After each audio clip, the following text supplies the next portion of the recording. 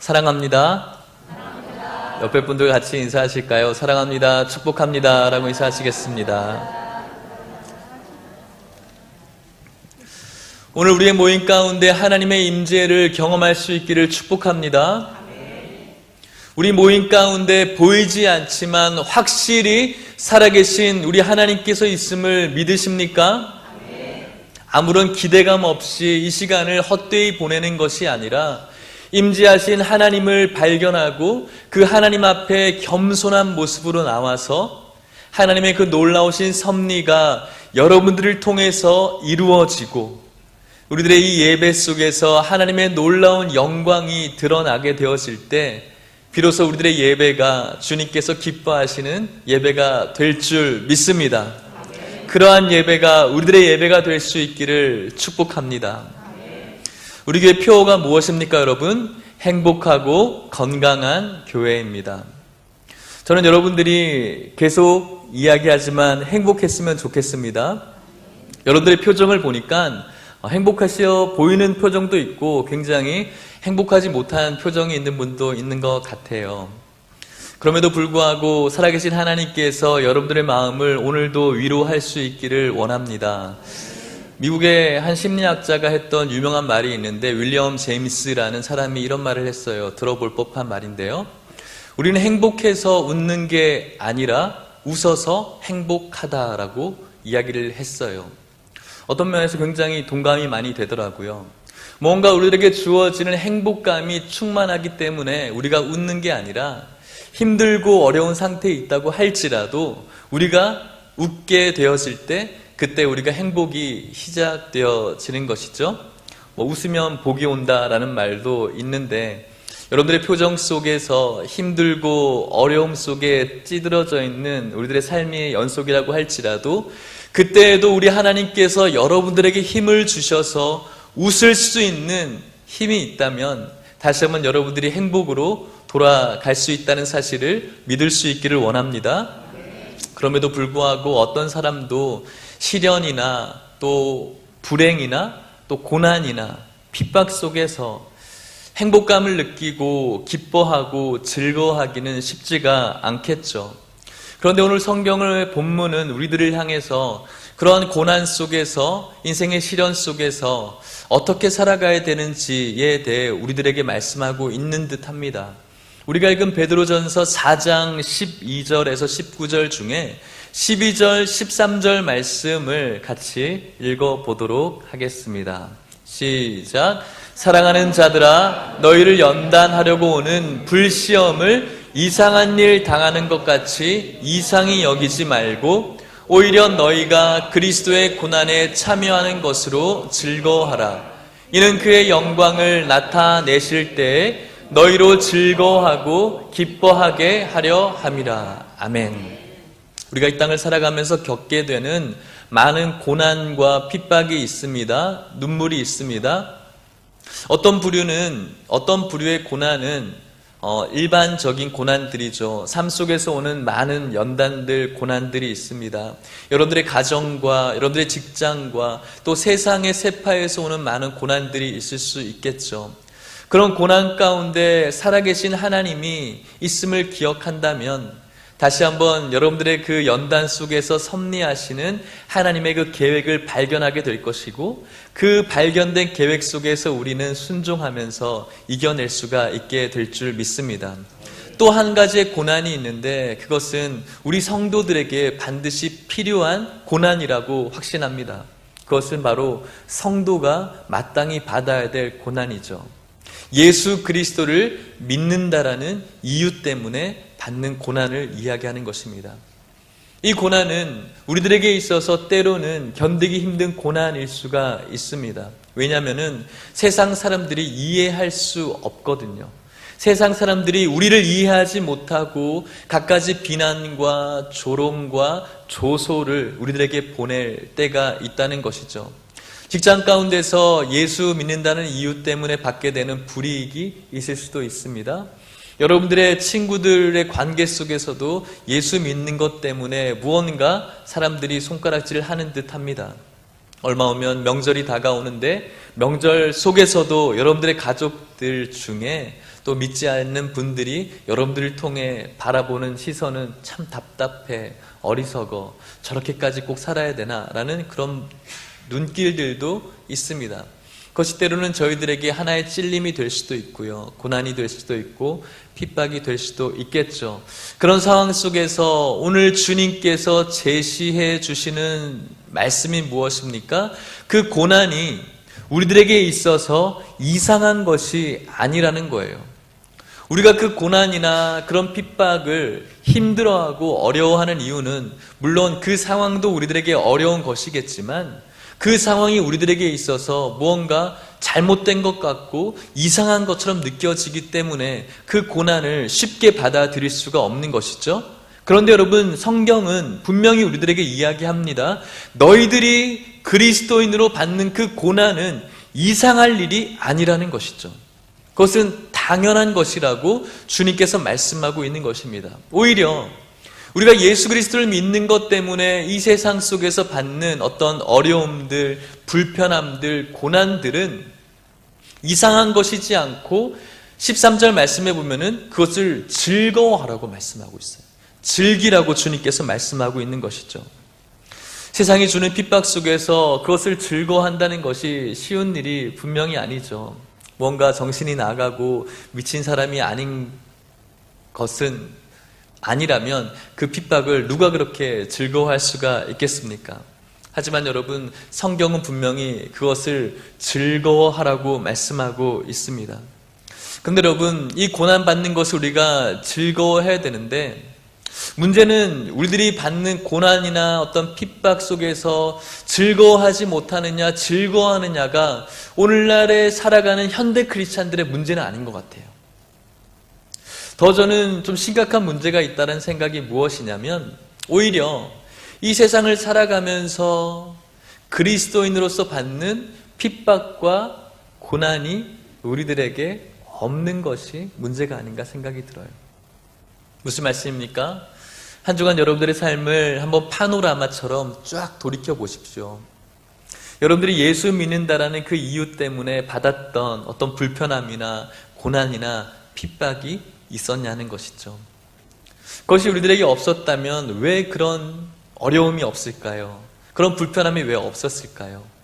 그것은 물론 내가 신앙생활 잘해서 그럴 수도 있지만 또 다른 한편으로는 세상의 어떤 장단에 잘 맞추어서 살아가다 보니까 그런 고난과 또 그런 불편함과 그런 어려움이 없지는 않았을까라는 생각이 드는 것이죠. 세상과 적당히 타협하고 세상에서 오는 어떤 유익을 적당히 즐기면서 또 한쪽에는 세상과 한쪽에는 교회의 다리를 걸쳐놓는 그런 삶을 살아가다 보면은 세상에서 받는 고난이 없을 수가 있다는 것이죠. 예수 그리스도를 믿는다는 것이 꼭 그렇게 목숨 걸 만한 일인가? 그런 마음이 우리들 마음속에 있을 수도 있어요. 그런데 여러분, 이 성경이 쓰여졌던 그 당시 초대교회는 그 성도들에게 있어서 예수 그리스도를 믿는다는 것은 목숨을 걸어야 되는 일이었죠. 아시는 것처럼 예수 그리스도를 믿는다는 그 이유 때문에 그들이 물물 거래를 하고 무언가를 재정을 만들어내야 되는데 사람들에게서 왕따가 되어지는 거죠. 다른 사람들과 거래를 할 수가 없어요. 재정적으로 막혀 있는 거예요. 그들이 너무나 소중하게 생각했던 그 회당 중심의 사회, 그들과 떡을 먹고 떼는 그런 사회 속에서도 철저하게 왕따가 되어져 버리는 것이죠. 얼마나 정신적으로 고통스럽겠어요? 정신적일 뿐만 아니라 물질적일 뿐만 아니라 예수 그리스도를 믿는다는 이유 때문에 그 수많은 구경꾼들 앞에서 피 묻은 동물들의 가죽 옷을 입고 그 처참한 짐승들의 밥이 되어야 됐던 그 신앙의 선배들, 목숨을 걸어야 됐죠. 철철 끓는 그 난물이 부어져야 됐던 그 고통을 감수해야 됐고요. 예수 믿는다는 이유 때문에. 예수 믿는다는 이유 때문에 수많은 핍박과 고진, 그 고난 속에서 죽어가야 됐던 신앙의 선배들이 있었다는 것이죠. 예수 믿는다는 이유 때문에. 이것은 2000년 전의 이야기일 수도 있지만 오늘날의 우리들에게 일어나진 않지만 이 시대에도 일어나고 있는 일이기도 하죠. 북한 지하교회에는 예수 그리스도를 믿고 있는 지하교회 성도들이 한 20만 정도 된다라고 이야기를 들었어요. 그분들은 숨어서 헤어져 있는 그 성경책을 듣고 보면서 예수님과 교제를 나누고 있어요. 누군가가 자신을 고발이라기도 한다면 여러분들이 아시는 것처럼 지난번에 한번 나왔죠. 박효포를 쌓아대고 총살을 하고 예수 그리스도를 믿는다는 이유 때문에 큰 롤러에 깔려 죽기도 하는 것들이 오늘 일어나고 있는 북한의 실상이에요. 인도와 또 이슬람 문화 속에서 예수 그리스도를 믿는다는 이유 때문에 그 문화 속에서 죽어져 가고 있는 우리 신앙의 동료들이 얼마나 많이 있습니까? 예수 그리스도를 믿는 이유 때문에. 예수님을 안 믿으면 그런 일이 벌어지지 않을 텐데 예수 그리스도를 믿기 때문에 그런 일을 다 하고 있어요. 그렇다면 왜 그들이 그렇게 힘들고 어려운 핍박과 고난 속에서 그 일을 겪고 있는 것일까? 14절 말씀을 다시 한번 읽어볼까요? 성경 14절 말씀을 읽어보겠습니다. 시작. 너희가 그리스도의 이름으로 치욕을 당하면 복 있는 자로다. 영광의 영 곧 하나님의 영이 너희 위에 계심이라. 아멘. 너희가 그리스도의 이름으로 치욕을 당하면 그것이 복이라는 사실을 깨달았기 때문에 그래요. 우리가 이 말에 심각하게 동의를 하지 못하는 이유는 예수 그리스도를 믿는 이유로 받는 그 치욕이 우리들에게 있어서 복이라는 사실을 이해할 수가 없기 때문에 이 말씀에 우리가 전적으로 동의를 못하는 것이죠. 그런데 예수님을 믿는다는 이유만으로 핍박을 당하고 고난을 당하고 죽임을 당했던 우리들의 신앙의 선배들, 또 이 시대에 죽어가고 있는 우리들의 신앙의 동료들은 예수님의 이름 때문에 받는 치욕을 복이라고 생각했기 때문에 그 모든 것들을 기꺼이 감수할 수가 있는 것이죠. 깨달았기 때문에 그런 것입니다. 그리스도께서 친히 당하신 그 고난을 함께 당하고 있다라고 생각하고 있는 거예요. 그리스도께서 나 때문에 그 십자가에 죽으셨던 그것을 생각하면서 나 역시 그 주님의 고난에 동참할 수 있다라고 생각하니까 그 모든 것들을 기쁘게 할 수가 있는 것이죠. 참 하나님이신 예수 그리스도의 그 희생에 동참하게 되는 것보다 더 커다란 특권이 없다라고 생각하기 때문에 심지어 목숨을 잃는다고 할지라도 그때에도 하나님을 바라볼 수가 있는 것이죠. 대표적인 인물로 사도행전의 스데반 집사님이 그렇죠. 유대인들에게 너희들이 예수 그리스도를 죽였다, 구약에 이야기했던 그 메시아를 우리가 죽였다라고 설교한 후에 수많은 돌들이 쏟아지잖아요. 수많은 돌들이 쏟아지는데 그 돌들을 두려움과 공포 속에서 막아내지 않고 하나님의 나라에 있는 예수님을 발견하고 바라보면서 천사와 같은 얼굴을 하면서 환하고 기쁜 얼굴로 그 죽음을 담당하고 있는 스데반 집사님의 얼굴을 상상해 보십시오. 미친 사람이 아니고서야 그 죽음을 직면하는 그 순간 가운데 어떻게 그 환희에 차서 그 환한 모습으로 하늘을 바라볼 수가 있을까요? 다시 한번 14절 말씀을 읽어볼까요? 14절입니다.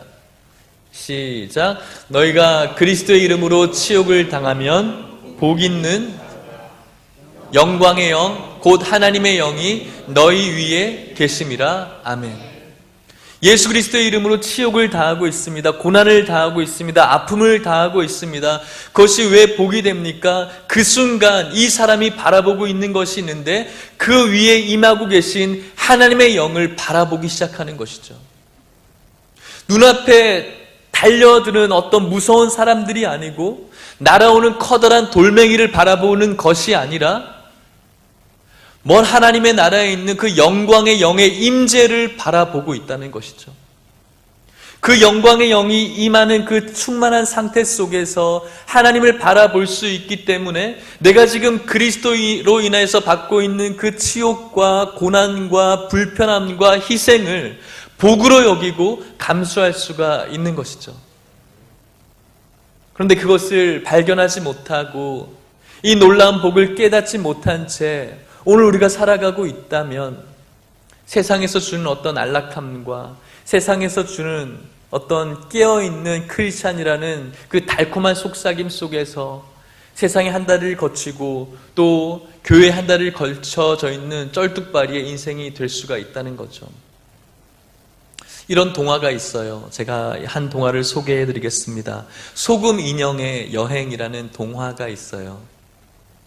옛날 어느 마을에 소금 인형이 살고 있었는데 반복되는 지루한 일상 생활 속에서 너무나 그 생활이 계속되니까 세상을 여행하고 싶었던 거예요. 소금 인형이. 무작정 길을 나섰습니다. 산을 넘고 들판을 지나서 바닷가에 도착한 것이죠. 많은 물이 모여있는 것을 보고 생전에 처음 보는 그 물들이 너무나 신기하고 경이롭고 놀라웠죠.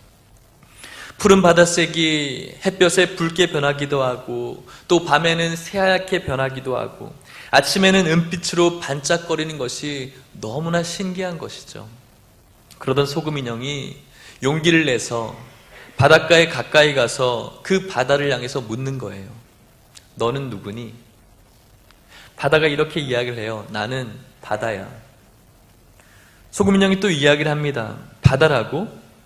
나는 너의 이름보다 너에 대해서 더 자세히 알고 싶어. 너에 대해서 알려주지 않을래? 바다가 소금 인형을 향해서 이렇게 대답을 해요. 그래? 그렇다면 가까이 와서 나를 한번 만져보렴. 소금 인형이 바다에 발을 담그자 이상한 느낌이 들었어요. 그래서 발을 도로 뺐지만 이미 한쪽 발이 녹아져 버린 상태였어요. 화가 난 소금 인형이 바다에게 말했어요. 너 나 속였지. 어떻게 된 것이지? 내 발이 어디로 간 거야? 네가 나를 속였구나. 그러니까 이 바다가 마지막으로 이렇게 이야기를 합니다. 아니야, 그렇지 않아. 더 깊이 들어와 봐. 그러면 내가 누구인지 알 거야.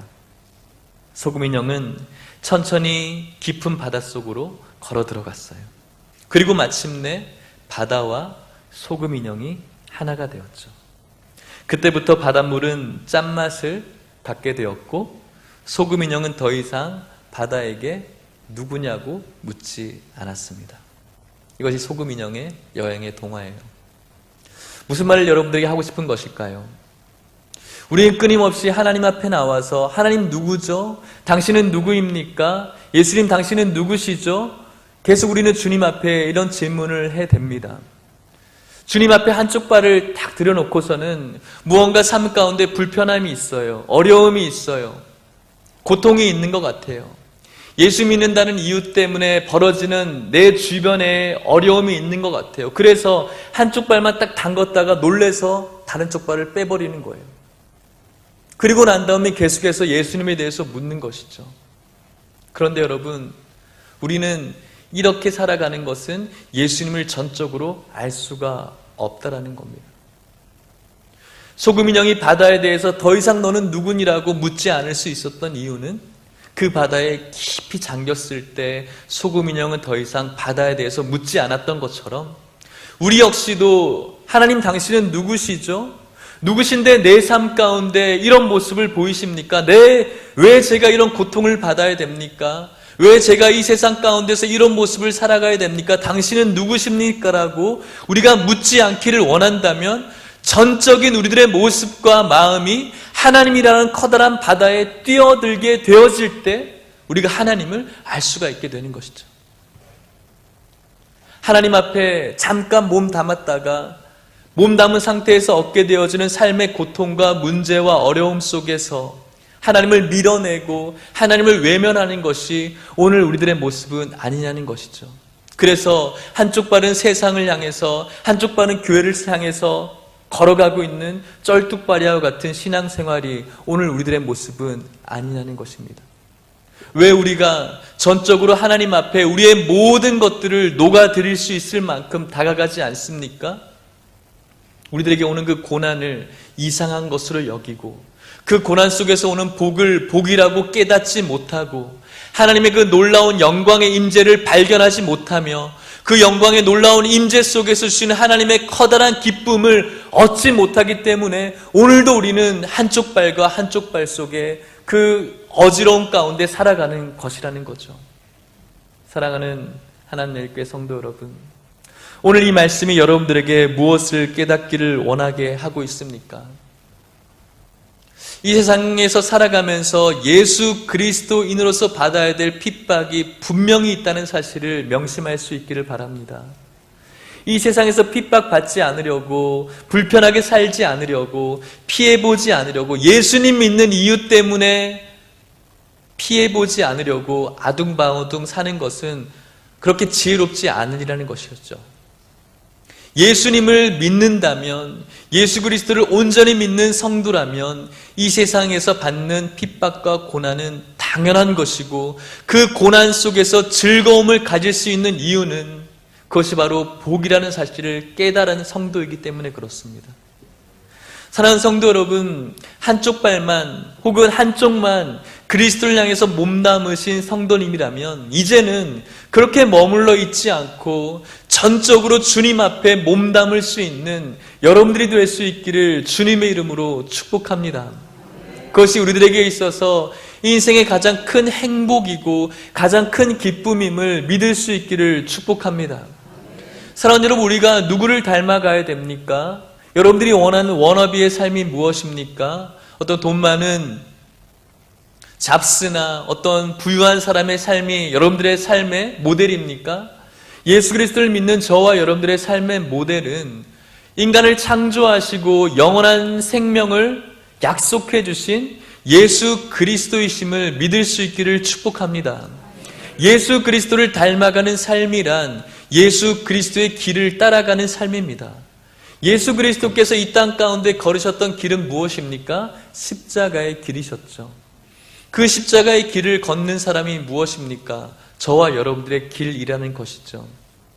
십자가의 길이 아니라 다른 길로 걸으려고 한다면 잠시 기분적으로 좋은 것은 있을지 모르겠지만 그 길이 우리들에게 있어서 안정과 평안을 보장해 주지 않아요.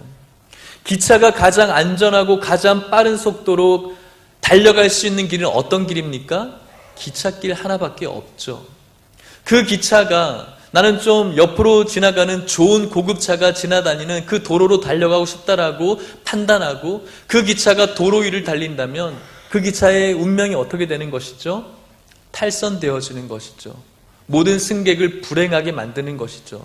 안전하지도 못하고요, 빠르게 달리지도 못합니다. 종착지로 갈 수도 없습니다. 하지만 그 기차가 자신에게 정해져 있는 그 기찻길을 달린다면 그것이야말로 가장 안전한 길이고 행복한 길이고 또 목적지로 도달할 수 있는 가장 평안한 길인 줄 믿으시기를 바랍니다. 예수 그리스도를 믿는 저와 여러분들이 달려가야 될 길은 주님께서 먼저 걸어가셨던 십자가의 길인 줄 믿으시기를 축복합니다.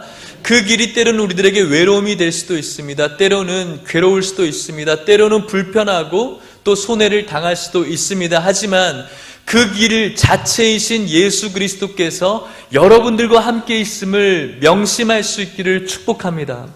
주님께서는 그 길을 외롭게 걸으셨지만 우리는 최소한 그 길 자체이신 예수님께서 함께하고 있다는 사실을 믿을 수 있기를 축복합니다. 말씀을 마치도록 하겠습니다. 사랑하는 성도 여러분, 오늘날 우리들이 살아가고 있는 이 시대를 말세라고 이야기를 해요. 어떤 사람들은 말세의 끝이라고 이야기를 하죠. 말세 지말이라고 이야기를 합니다. 하나님의 심판의 때가 왔다라고 많은 사람들이 이야기합니다. 여러분들을 어떤 겁을 주려고 여러분들의 마음을 걱정스럽게 하려고 이 말을 하려고 하는 것이 아니에요. 성경도 분명히 이야기를 하고 있어요. 심판의 때가 올 것이라고요. 오늘 우리가 읽고 있는 베드로전서 4장 17절에도 말씀하고 있죠. 17절 말씀을 같이 한번 읽어볼까요? 시작. 하나님의 집에서 심판을 시작할 때가 되었나니 만일 우리에게 먼저 하면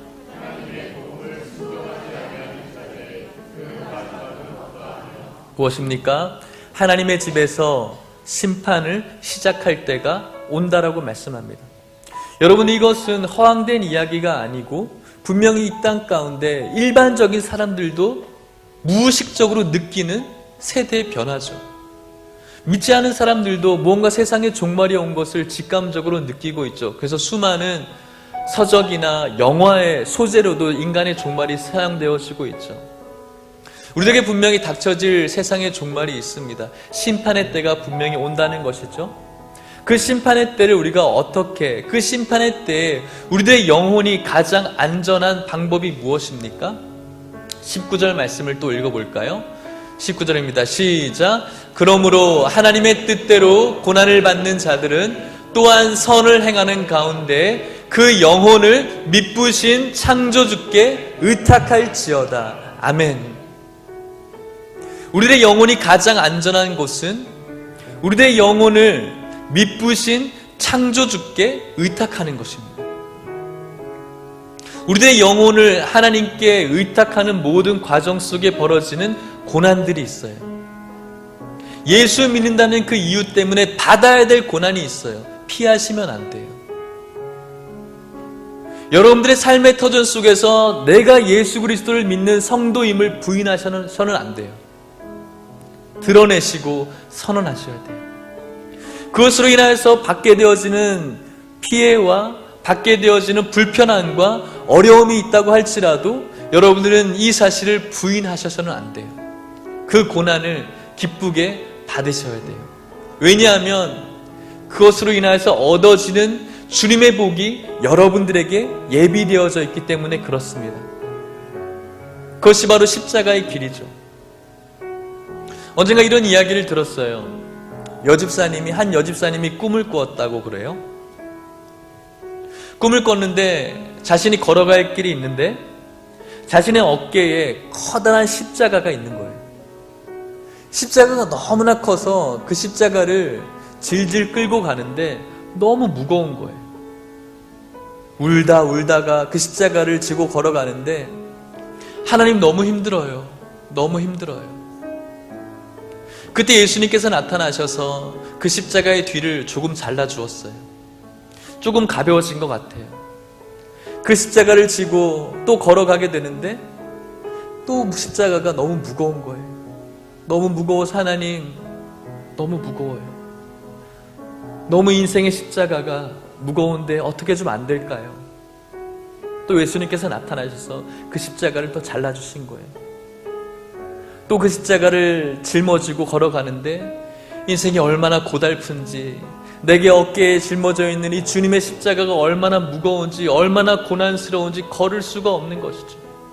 그때마다 하나님께 너무나 힘들다고 말씀을 드릴 때마다 주님께서 나타나서 그 십자가를 하나씩 조금씩 잘라주시는 거죠. 그러다가 눈앞에 어떤 강이 나타났대요. 그 강을 건너가야 되는데 보니까 옆에 있는 사람들이 그 강을 건너가는 것이죠. 건너가는 그 사람들의 모습을 보니까 그 강을 건너는 도구가 무엇이었냐면은 그들이 가지고 짊어졌던 십자가를 그 건너편 땅 쪽에다가 턱 갖다 놓고 그 십자가를 다리 삼아 그 강을 건너는 거예요. 보니까 그 맞은편에 있는 땅이 천국이더래요. 그 여자 집사님 십자가가 어떻게 됐을까요? 그 맞은편으로 다리로 사용하기에는 너무나 짧아져 버린 십자가인 거예요. 그래서 그 땅으로 갈 수가 없어서 그 자리에 주저앉아서 펑펑 울다가 그 꿈을 깼다는 것이죠. 무엇을 이야기하고 있는 것일까요? 저와 여러분들에게 메어져 있는, 어깨에 짊어져 있는 여러분들만의 십자가가 있어요. 그 십자가는 너무나 고통스러워요. 고난이에요. 그런데 그 고난과 그 핍박과 그 불편함과 어려움 벗어버리고 싶어서 계속해서 한쪽 발을 세상에 대려고 한다면 여러분들이 가지고 있는 그 십자가의 길이는 점점 짧아질지는 모르겠지만 먼 훗날 하나님의 심판의 때가 왔을 때 우리들의 영혼을 미쁘신 하나님께 의탁할 수 없을 수도 있다는 것이죠. 사랑하는 성도 여러분, 정말로 예수님의 십자가가 우리들에게 있어서 깨달아져 있는 복음이라면 여러분들 삶 가운데 당면해져 있는 예수님을 믿는 이유 때문에 얻게 되어지는 불편함과 손해와 피해와 또 고난들을 기쁨으로 감당할 수 있는 성도들이 될 수 있기를 주님의 이름으로 축복합니다. 다시 한번 말씀드리지만 그 고난의 길, 그 십자가의 길은 예수님께서는 외롭게 가셨지만 우리는 그만큼 외롭지는 않아요. 왜냐하면은 내가 길이요 진리요 생명이라고 말씀하셨어요. 그 길 자체이신 예수님께서 여러분들과 함께 하세요. 뿐만 아니라 주위를 바라보십시오. 오늘도 옆에 있는 여러분들의 믿음의 동역자들, 믿음의 형제 자매들이 함께 있잖아요. 혼자 걸어가는 길이 아니라는 것이죠. 함께 걸어가면서 서로 위로하고 힘을 내게 될 때 우리들의 그 길은 2000년 전에 우리들의 신앙의 선배들이 걸어갔던 것만큼은 쉬운 힘든 일은 아닌 것 같아요.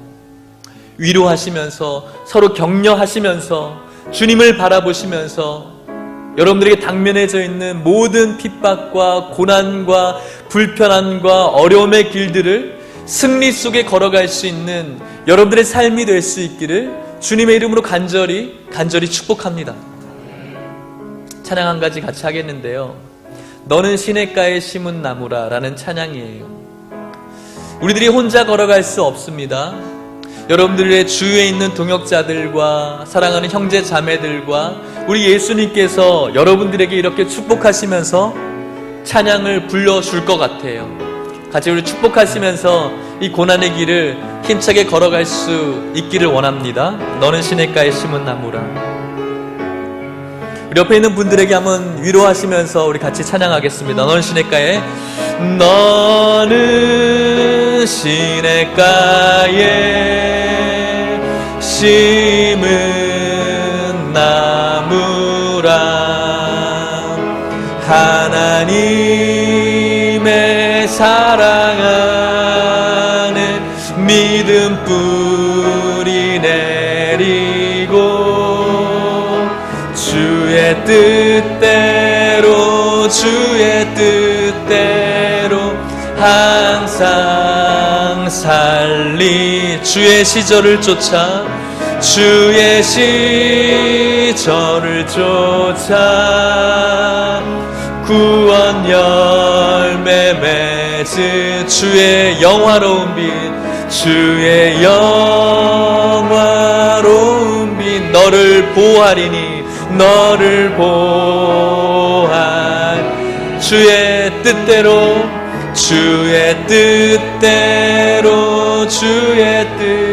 우리 한 번 더 찬양할 때 우리 옆에 분들에게 손을 좀 뻗어서 축복하시면서 이기자고. 너는 시냇가에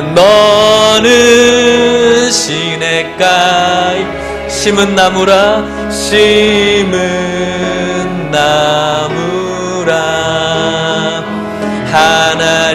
하나님의 사랑아 믿음 뿌리네 주님의 뜻대로 주의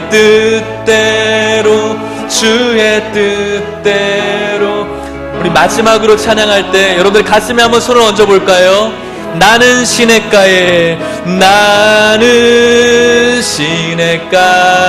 심은 나무라 심은 나무 하나님의 사랑하네 하나님의 사랑하네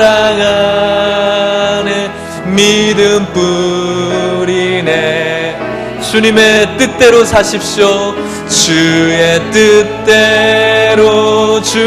뜻대로 항상 살리라 할렐루야.